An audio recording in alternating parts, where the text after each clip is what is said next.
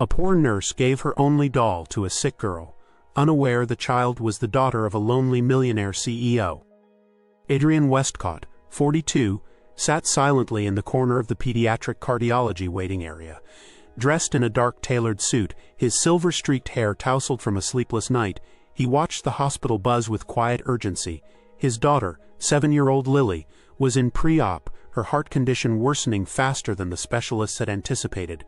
Adrian, a billionaire tech CEO known for his emotionless demeanor, looked hollow.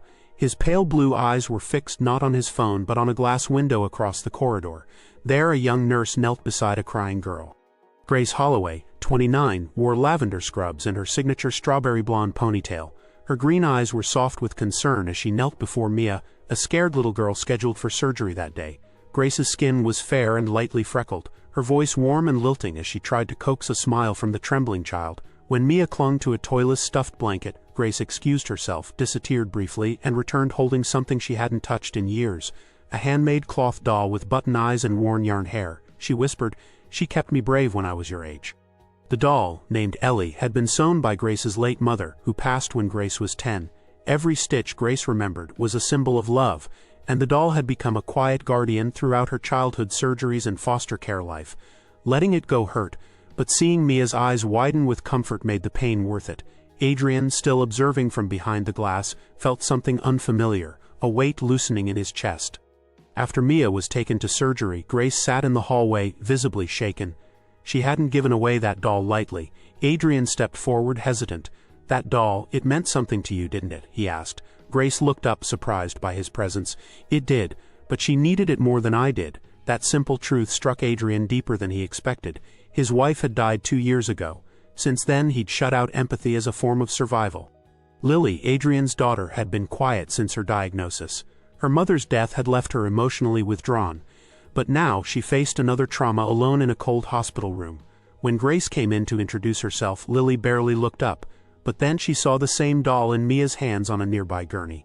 Grace noticed Lily's curious glance and smiled. "She's got a sister," Grace teased. "Would you like to meet her?" Later, in the staff lounge, Grace confided in another nurse about her childhood. Orphaned by age 10, raised in a string of foster homes, and frequently in hospitals due to a rare immune condition, she never forgot the loneliness. "I became a nurse to be what I needed back then," she said. Adrian overheard from the doorway. The realization that Grace understood children like Lily, not just professionally, but personally, stirred something deep within him. The next day, Adrian brought coffee. "I don't know how to thank you," he said as he handed her a cup. Grace smiled, brushing a strand of hair behind her ear. "You just did." There was no flirtation, just quiet understanding between two people carrying very different kinds of pain. It was the first time Adrian had shared a coffee with anyone in months. That simple moment, too, became a turning point.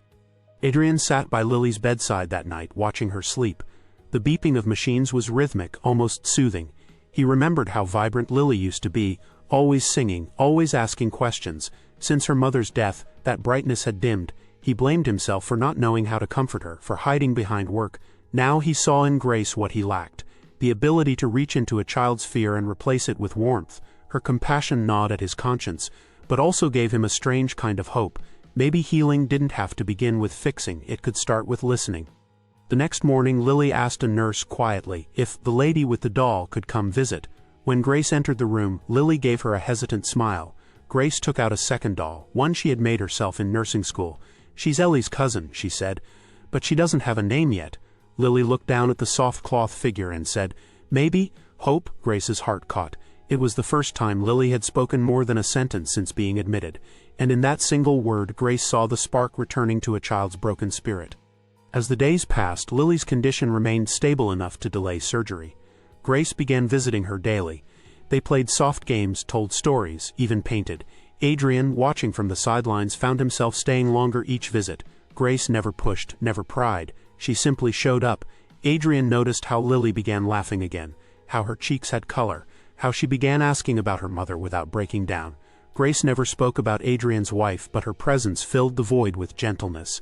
In that slow build of routine, something between nurse, father, and daughter began to resemble the beginnings of a fragile family. One evening, Lily asked about Grace's necklace. It was a simple chain with a tiny silver charm shaped like a heart. "My mom gave it to me," Grace said. Right before she passed, she told me as long as I wore it I'd never be alone." Adrian listened from the doorway, frozen. Lily touched her chest where her scar would be and whispered, "Will I be alone when I'm scared?" Grace gently shook her head. "No, never. You'll have your daddy and Hope and me.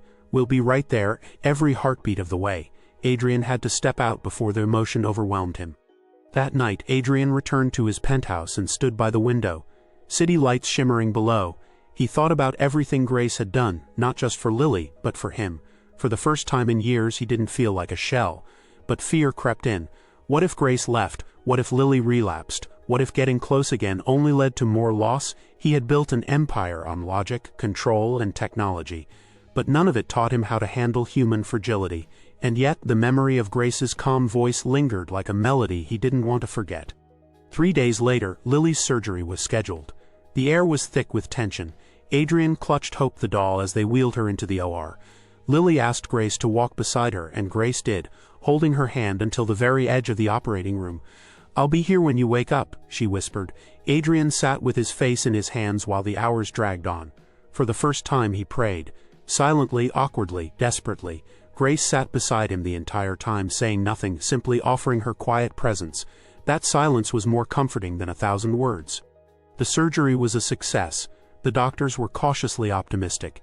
Adrian broke down in Grace's arms, not out of weakness but out of release. He wasn't used to being held, but Grace didn't flinch.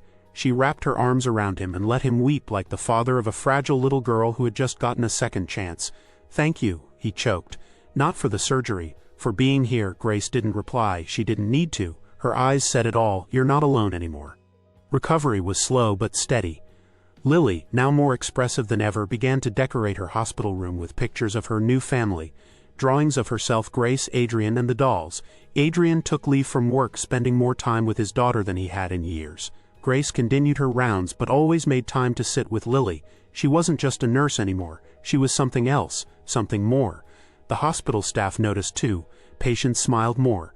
Nurses followed her lead. Grace had unknowingly become the emotional heartbeat of the ward. One morning, Mia, the little girl Grace had first given Ellie to, returned healthy and glowing for a follow-up. She brought the doll back in a small box, saying, "She helped me through it, but maybe now she can help someone else too." Grace was stunned. She hadn't expected to see Ellie again, but the moment was poetic. She turned to Lily and asked, "Would you like to hold both of them?" Lily took Ellie and Hope in her arms and hugged them close. "They belong together, like us." Grace and Adrian exchanged a long look. In that gaze was something unspoken, yet unmistakable. Adrian walked Grace to the staff entrance later that night. The moonlight painted silver streaks in her hair. "I used to think love was something fragile," he said. "But maybe it's just quiet, steady, like you." Grace looked at him, unsure of what to say. "You've changed my daughter's life," he continued. "And mine too. I don't know what this is between us, but I don't want it to end when Lily leaves the hospital." Grace's voice was barely a whisper. "Neither do I." Weeks passed. Lily was discharged, stronger than ever. Adrian invited Grace to dinner, not as a thank you but as something more. They began seeing each other outside the hospital, walks in the park, ice cream dates with Lily. Over time, what started as silent understanding grew into laughter, stories, shared meals, and finally, trust. Grace was no longer just the nurse. She was a friend, a confidant, and soon something even more precious, a part of their family. On Lily's 8th birthday, Grace gave her a hand-sewn dollhouse filled with miniature versions of Ellie and Hope. "It's not just for dolls," she said. "It's for memories." Adrian gave Grace a small box that evening.